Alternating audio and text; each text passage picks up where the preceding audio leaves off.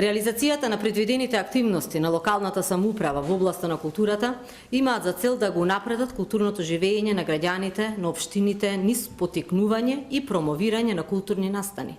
Овде Министерката за култура држи пресконференција во партискиот штаб на ВМРО-ДПМН. Зборува за проектите на државата.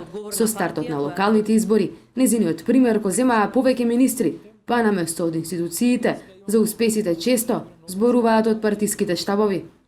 На оваа снимка пак понеделнички се наредија повеќе министри од владата. Тие ги промовираа изборните програми на кандидатите за градоначалници. Не кандидатите, ами тие.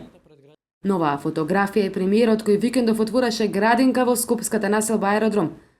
Заедно со министерот за труд и социјална политика Спиро Ристевски му правеа друштво на актуелниот градоначалник и кандидат за градоначалник Ивица Коневски. Проекти се најавуваат интензивно, се делат субвенции, пензии и покажувања, а не прекенуваат ниту вработувањата. Граѓанската асоциација Мост прва предупреди за злоупотребите на јавните ресурси во кампања.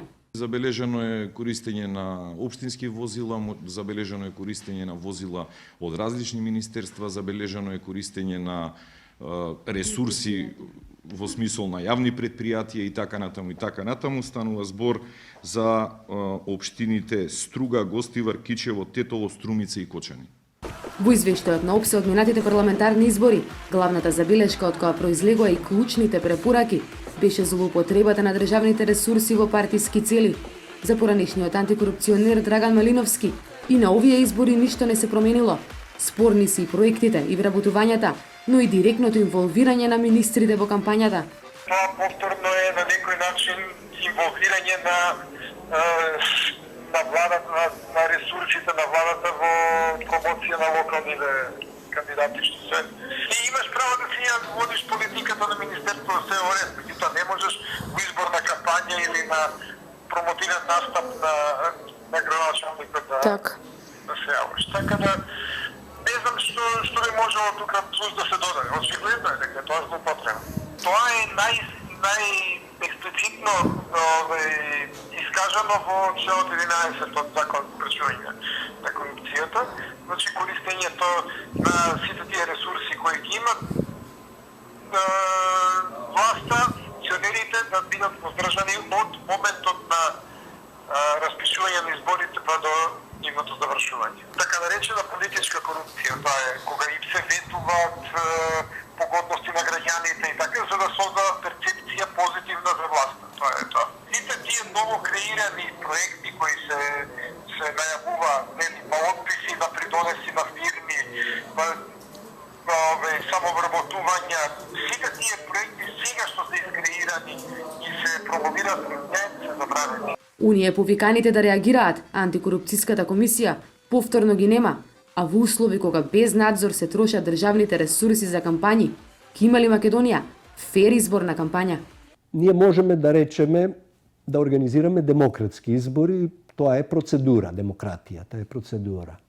Фер не можеме, затоа што фер е политичка култура.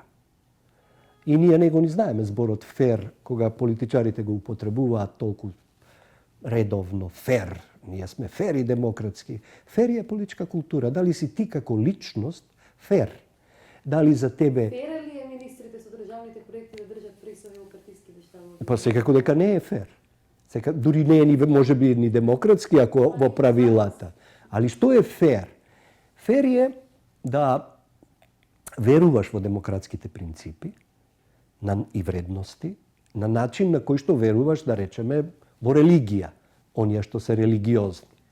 И да не можеш да направиш чекор потака од она што ти налага демократската свест внатре во тебе, нели? Ако се рече да се утврди вистината, тоа значи да се утврди вистината, а не да се вика сега што е вистина, ова вистина, она вистина и така натаму.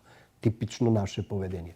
Значи фер не може да биде, да се надеваме дека ќе биде горе-долу демократски. Од ОПСЕ најавија дека токму на овој сегмент ќе посветат специјално внимание. Рекоа, не сме слепи и гледаме што се случува, а во меѓувреме, кампањата продолжува и секој ден се засилува со понекое ново ветување, нов проект, ново вработување.